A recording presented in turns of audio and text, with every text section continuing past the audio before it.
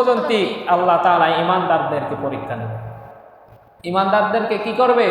পরীক্ষা নেবে। কিসের জন্য পরীক্ষা নেবে? এই জন্য যে কারা সত্যবাদী এবং কারা মিথ্যাবাদী, কারা সত্যবাদী এবং কারা মিথ্যাবাদী, এই জন্য আল্লাহ তাআলা পরীক্ষা নেবে। অনেকেই পরীক্ষায় ফেল করবে, অনেকেই কি পরীক্ষায় ফেল করবে, অনেকেই পাশ করবে। যারা এই দুনিয়াতে পরীক্ষা দিয়ে পাশ করবে তাদের জন্য থাকতে হচ্ছে জান্নাত। বলেন সুবহানাল্লাহ।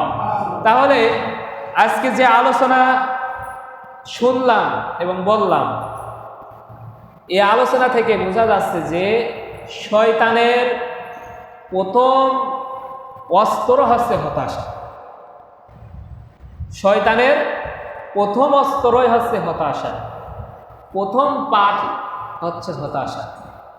এই হতাশা, যার ভিতর হতাশা ঢুকবে সে একেবারে ধ্বংস হয়ে যাবে। কি হয়ে যাবে? ধ্বংস হয়ে যাবে।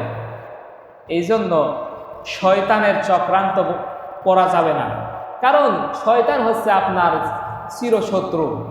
শয়তান আপনাকে সব সময় জাহান্নামে নিয়ে যেতে চাবে, সব সময় আক্রমণ করতেই থাকবে, প্রকাশ্যে অপ্রকাশ্যে সব সময় আপনার সাথে শত্রুতা করবে। এই শত্রুতা প্রথম অস্ত্রই হচ্ছে হতাশা। আপনি হয়তো আলোচনাটা বুঝতে পারতেছেন না, হতাশা কি। আপনার জীবনে যদি হতাশা একবার উপরে থাকেন, বিপদের মধ্যে যদি একবার উপরে থাকেন, তাহলে বুঝবেন যে হতাশা জিনিসটা কি, আল্লাহর নিরস জিনিসটা কি। বিভিন্ন আপনার প্রত্যেকটা মানুষের এখন এই যে এই জামানায় প্রতিটা মানুষই হতাশার ভিতরে আছে, প্রতিটা মানুষই হতাশার ভিতরে আছে।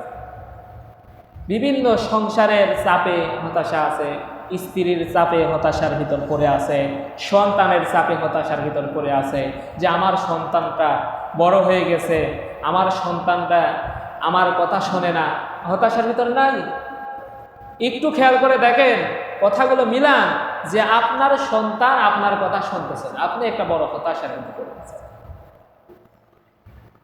আপনার স্ত্রী আপনার কথা শুনতেছে না, আপনার মা আপনার কথা শুনতেছে না। আর যখন মানুষ বিপদে পড়ে তখন তার পাশে কেউ থাকতে চায় না। এটা কি ভুল বললাম আমি? আপনি একটু দেখেন, একটু মিলাইয়া দেখেন, একটু বিপদে পড়ে দেখেন, একটু বিপদে পড়ে দেখেন যে বিপদে পড়ার পরে কেউ আসতে চায় না আপনার কাছে, কেউ সাহায্য করার জন্য আসতে চায় না। তখন একজনই থাকে, তিনি হচ্ছে আল্লাহ। তিনি কি? আল্লাহ। তাহলে আপনি যে এখন আনন্দের ভিতরে আছেন, আপনি যে এখন রহমতের ভিতরে আছেন, আপনি যে এখন কল্যাণের ভিতরে আছেন, আল্লাহকে বেশি বেশি ডাকেন, আল্লাহ আল্লাহ। আল্লাহ ছাড়া কেউ নাই, আল্লাহ ছাড়া কোনো মাবুদ নাই, আল্লাহ ছাড়া কোনো ইলাহ নাই। কবরে আপনি মারা যাওয়ার পরে তিনটা প্রশ্ন হবে। প্রথম প্রশ্নটাকে, আমার রব্বুকা, তোমার রব কে? কে বলে? আপনার রব কে? আমার রব কে? আল্লাহ। তাহলে সেই আল্লাহ ছাড়া আর কেউ থাকবে না। বিপদে পড়লেও আল্লাহকে ডাকতে হবে, যদি কল্যাণের ভিতরে থাকেন তাও আল্লাহকে ডাকতে হবে। আল্লাহ রহমত থেকে কখনো নিরাশ হওয়া যাবে না, আল্লাহর রহমত থেকে কখনো হতাশ হওয়া যাবে না। আমার এই আলোচনাটা করার মূল উদ্দেশ্য হচ্ছে যে এখন যে যুগ, এখন যে সময় চলতেছে, প্রতিটি মানুষই হতাশার ভিতরে আছে। আর এই হতাশের মাধ্যমে ঈমান নষ্ট হয়ে যাচ্ছে। হতাশার মাধ্যমে কি নষ্ট হয়ে যাচ্ছে? ঈমান নষ্ট হয়ে যাচ্ছে। ঈমান যদি না থাকে, আপনি বিষয়টা বোঝেন, যদি আপনার দিলে ঈমান যদি না থাকে, বিশ্বাস যদি না থাকে, তাহলে ইবাদত করে কি কোনো লাভ হবে? কথা বলেন, বোঝা যায় না আমার কথা?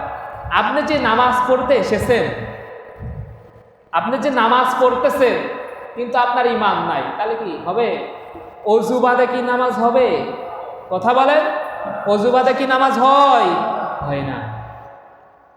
ঈমান বাদে ইবাদত করলে কোনো ইবাদত কবুল হয় না। আপনার ভিতরে ঈমান নাই, আপনার ভিতরে কি নাই? ঈমান নাই। আপনি কল্যাণমূলক অনেক কাজ করতেছেন, দান খয়রাত অনেক কাজ করতেছেন, ওই দান খয়রাত করে কি কোনো লাভ হবে? কোনো লাভ হবে? হবে না। এই জন্য আমি এই বিষয়টা নিয়েছি যে মানুষ এখন হতাশার ভিতরে পড়ে আছে, বিভিন্ন টেনশন। এই টেনশন জিনিসটা কি যে খুবই মারাত্মক। যার ভিতর হতাশ ঢুকে যায়, যার ভিতরে টেনশন ঢুকে যায়, সে ঈমান রক্ষা করতে পারে না। খুব কঠিন পরীক্ষা, খুব কঠিন পরীক্ষা।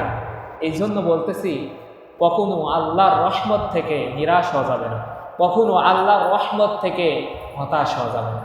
এই জিনিসটা সব সময় মনে রাখতে হবে। মনে রাখা যাবে তো? শয়তানের প্রথম পাঠশালাই হচ্ছে হতাশ। যাই হোক, মেলা আলোচনা হয়েছে, সময় শেষ হয়ে গেছে। যাই হোক, আল্লাহ তাআলা আমাদেরকে হতাশ থেকে বাঁচিয়ে রেখো।